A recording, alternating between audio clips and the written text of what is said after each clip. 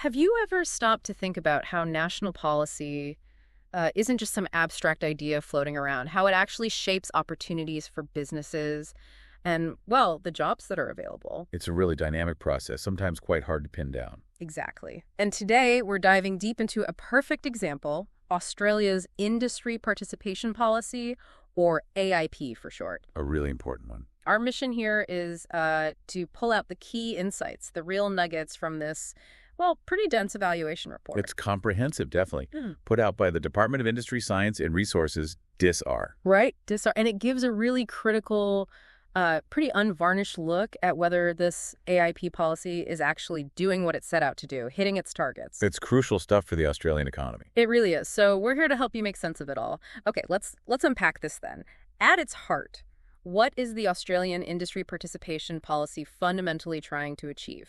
Okay, so essentially it's designed to make sure Australian industry gets what they call a full, fair, and reasonable opportunity to compete for work on major projects. Full, fair, and reasonable. Okay. Yeah, and just as importantly, it's also meant to actively enhance industry capabilities, across the board. And what do those terms actually mean in practice? Full. Full means Aussie industry should have the same shot as global partners in, well, all aspects.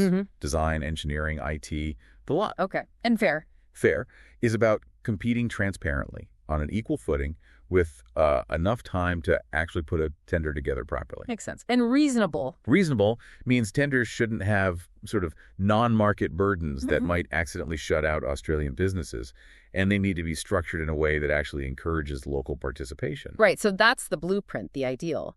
But here's where the evaluation throws up something really interesting. The original problems, the systemic barriers this policy was meant to fix, the report says they're still there. Still persistent. Yeah, things like the sheer size and complexity of tender packaging. Exactly. And proponents tending to stick with the supply chains they already know, often global ones. And that information asymmetry issue. Yes. Where proponents don't always know what Australian suppliers can actually do, and suppliers, on the other hand, often just don't hear about the opportunities. And, the pandemic really just highlighted all those vulnerabilities again. COVID largely hit Australian businesses negatively in the surveys, which underscores why AIP is, well, still so relevant. So given those are the goals and the ongoing barriers, how well is the policy actually understood? Did the report find, a gap between what the policy intends and how people see it? Oh, definitely. A big one. This persistent misunderstanding that AIP mandates local content. Ah, right. When it's really about a fair opportunity to compete. Precisely. It's a really crucial difference, and it shows a clear communication gap. So recommendation one is basically that DISR needs to get better at explaining what the policy actually does and doesn't do. And what about the bigger picture, the framework it all sits in? Yeah, what's fascinating there is the overarching AIP national framework. It actually goes way back to 2001. Wow. Okay. Its goal was a nationally consistent approach. Now, the evaluation found people generally support having a framework, which is good. Right. But there's also really strong agreement that it needs a serious refresh. The problem is you've got huge variations in policies and how they're applied across federal, state, and territory levels. It's a bit of a patchwork. So consistency is lacking. Exactly. So recommendation 2 is for DISR to work with the states and territories, refresh that framework, and really try and harmonize things. That consistency is vital. Okay, let's get into the nuts and bolts then. When does AIP actually kick in? What triggers it? Right, the thresholds. There are two main types, aren't there? First, the Jobs Act projects. Yep, the big ones. Capital expenditure of $500 million or more. For those, proponents have to create an AIP plan, and they need to advertise procurements for key goods and services worth $1 million and up. And critically, as you said, no mandated minimum local content for those. Right. And the numbers, 173 plans approved since late 2013, mostly WA, New South Wales, Queensland. Yeah, primarily mining, electrical stuff, petroleum, land transport facilities, those kinds of major projects. Okay, and the second category, Commonwealth-funded projects. Right.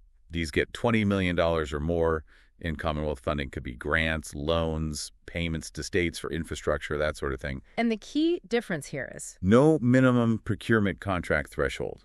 If the project hits $20 million in funding, AIP applies to its procurement activities. And there's been 345 of those approved since 2010. Okay, so that brings up the obvious question, doesn't it? Are these thresholds, the $500, the $1, the $20, still the right one? Exactly. That's what the report looked at. For the Jobs Act ones, the $500 project and $1 contract thresholds, most stakeholders seemed okay with keeping them. But the report stresses, further analysis is needed. It's not clear-cut. You've got some project proponents wanting that $1 million contract threshold raise. To reduce admin, maybe? Possibly. But then you've got suppliers, especially representing smaller businesses, saying it should be removed entirely, or at least lowered, to give them more chances. So quite different views there. Very different, which points to recommendation 3. DISRR needs to really analyze these thresholds to make sure they're set appropriately. And for the Commonwealth-funded projects, the $20 million threshold. Similar story, sort of. General support for the $20 project threshold and for having no minimum contract threshold below that, but... Always a but. Yeah. The peak bodies and unions mostly argued for getting rid of the $20 threshold altogether, basically saying any project getting Commonwealth funds should trigger AIP. So again, more analysis needed there, too. Definitely. Finding that sweet spot is tricky. Beyond just the money threshold, what about the types of projects covered? Are we capturing the right ones? Broadly, yes. The current scope has support. But there was a real appetite shown in the feedback to expand it. Expand it how? Well, suggestions included things like decommissioning projects, site rehabilitation, also non-productive facilities, so hospitals, aged care, schools. Okay, broadening beyond traditional industrial projects. Exactly. And IT projects, big science projects, rolling stock, even shipbuilding. The feeling seems to be, let's cast the net wider wherever Australian industry has capability. Recommendation 4 pushes DISLR to consider expanding the Jobs Act scope. And if we connect this to the bigger picture, it's not just about the number of projects, but maybe being more strategic about where the policy can make the biggest difference. You've hit on a key point from the report. Finding 9 suggested that AIP plans tend to add less value in sectors already sourcing heavily locally, like, say, general construction. Because they're doing it anywhere. Pretty much. But they add more value in sectors where international procurement is more common. So, recommendation 5 suggests DISLR should think about actively targeting sectors with currently lower levels of Australian industry participation.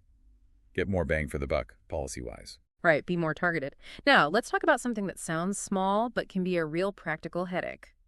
Trigger dates. Yes. When the plan has to be submitted. Which is meant to be early in the project life cycle, right? How's that working out? It's a definite pain point. The guidance has gotten better, apparently, but still, a fair chunk of proponents, 9 out of 22 surveyed, found the current trigger date setup not at all useful. Why is that? Because the plans often have to be developed way too early, sometimes well before the actual tender packages are even properly defined. So it becomes a bit of a theoretical exercise. Exactly. More like ticking a box than creating a genuinely useful strategic document at that point. So recommendation 6 is for DIS to talk to stakeholders about tweaking that trigger date definition to make it more practical. Okay, so we've looked at the what and the when. Now let's just do the how. How is this policy actually implemented and governed? What did the evaluation find there? Uh-oh.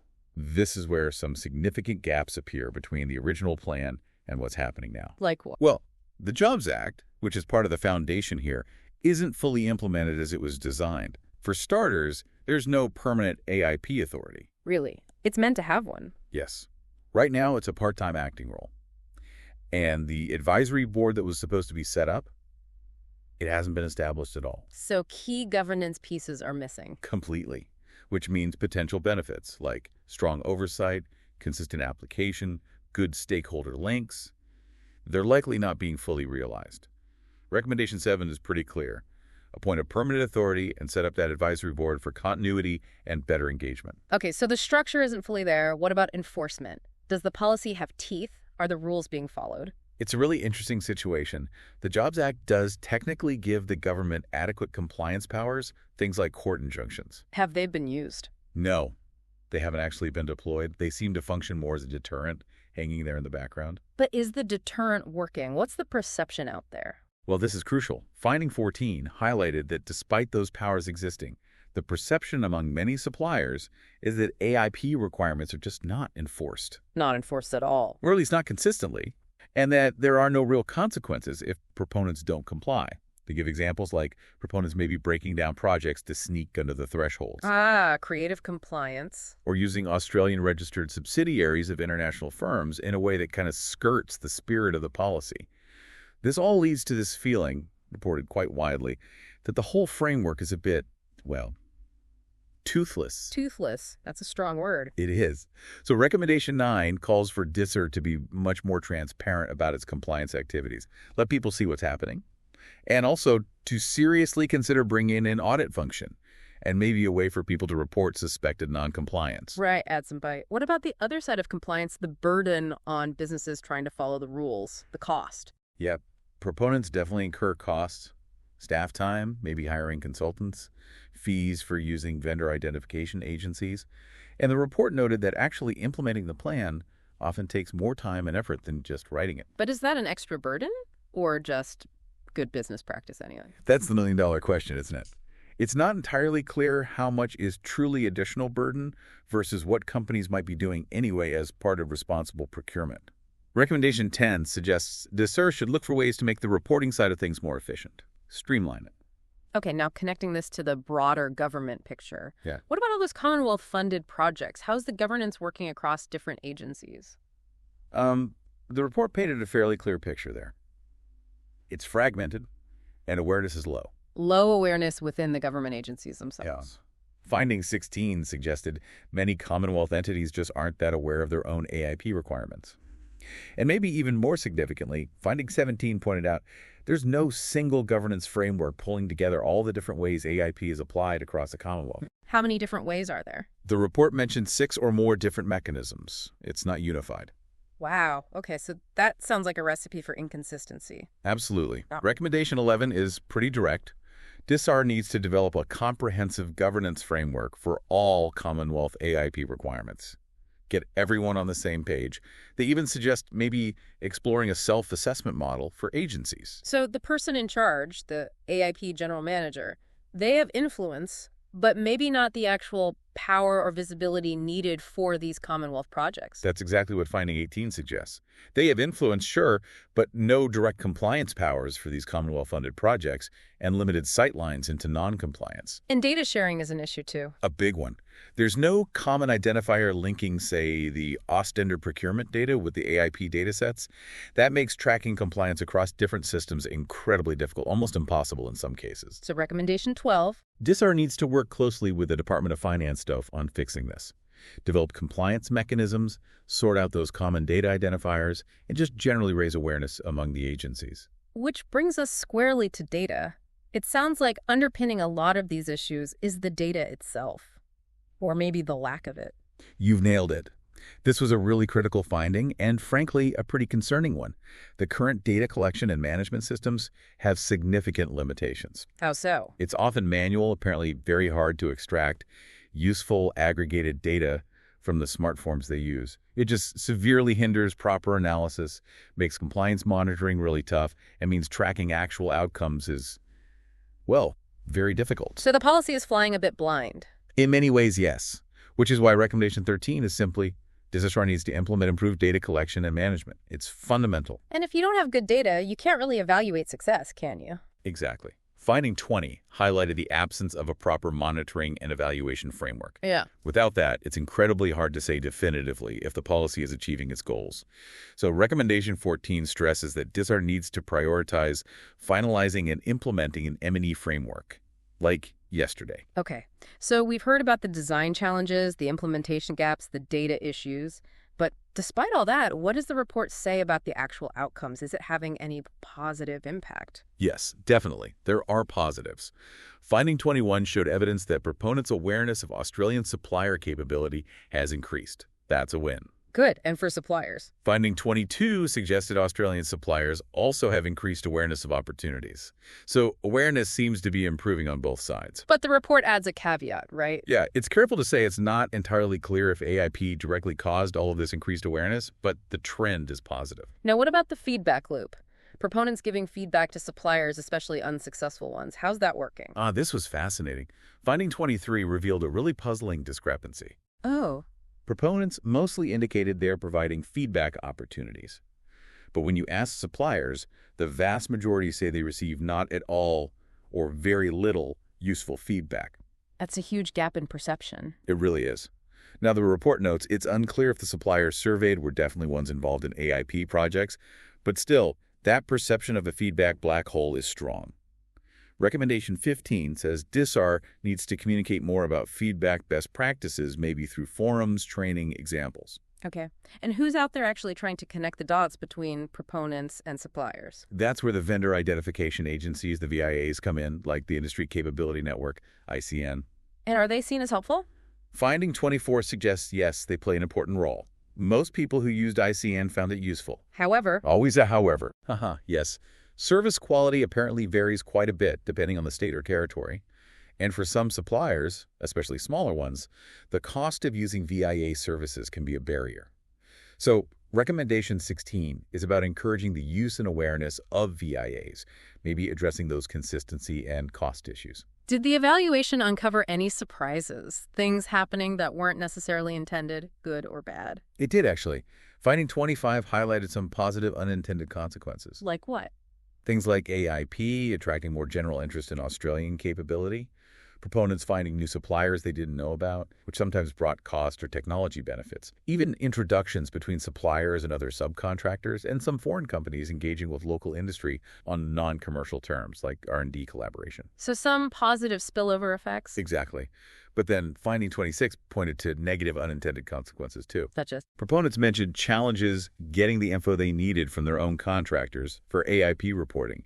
Some definitely felt compliance costs were higher than expected, and that persistent perception we talked about. The box-ticking exercise. Yeah, that some proponents just treat the AIP plan as paperwork to get through, with no real consequences if they don't follow through properly.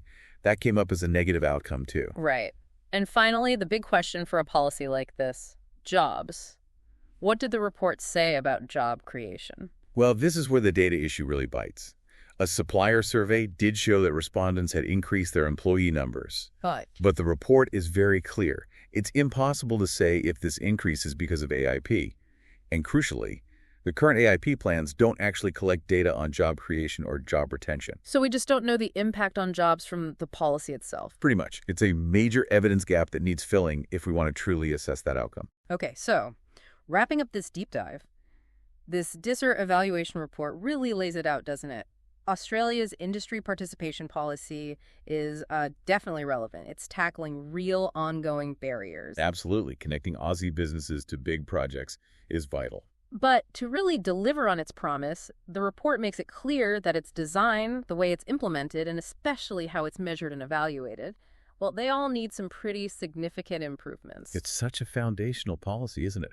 For nurturing local industry, for jobs, for building sovereign capability, for it to really work effectively, the message seems to be it needs more clarity, much more consistency, real enforcement, and critically good data to actually track what's happening. So for you, the listener, this deep dive really shows just how complicated it can be to translate policy goals into, actual results on the ground. It really highlights that constant need for good evaluation, for being willing to adapt, and for just being clear in communication. Constant feedback loops are key. Exactly. And maybe here's a final thought to leave you with. Consider this: if a policy's effectiveness is held back by limitations in data and this widespread feeling that it's not really enforced, how might that ultimately affect Australia's competitiveness on the world stage? And what role do you think transparency really plays in bridging that crucial gap?